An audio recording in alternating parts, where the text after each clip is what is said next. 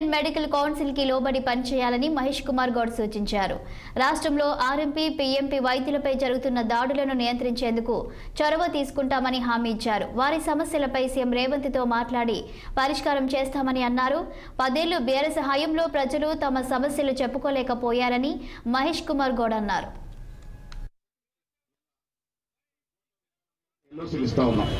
ముఖ్యమంత్రి గారు నేను రాసిన కోదండం గారు రాసిన ఎల్ఓసీలు ఇస్తా ఉన్నాం. నిమ్స్లో ప్రైవేట్ హాస్పిటల్ బంద్ చేసాం. కారణం మాకన్నా ఎక్కువ మీకు బాగా తెలుసు ఎందుకు మానేయాల్సి వచ్చిందో. అదేవిధంగా CMRY కూడా ఇస్తా ఉన్నాం.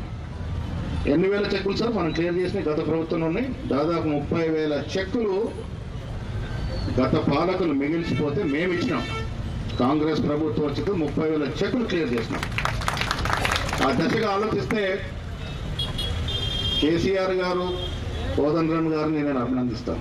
ఉద్యమంలో పాత్ర పోయించి నేను కూడా అభినందిస్తాను. కానీ 10 ఏళ్ల పాలన చూసుకున్నప్పుడు శృతిలేని సంసారం నడిపి ఇలా మీలాంటి సమస్యలంతా కూడా గాలి వదిలేసి కనీసం చెప్పుకుందామంటే ధర్నా చౌకులు ఎత్తేసి వీళ్ళు ఇంత ఘనంగా చెప్పుకుంటా ఉన్నారు. పొద్దున ఫోన్ చేశారు, పర్మిషన్ ఏదో ఇబ్బంది ఉందని.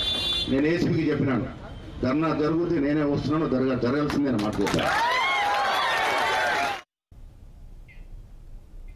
నేటి నుండి 2 రోజుల పాటు HACCలో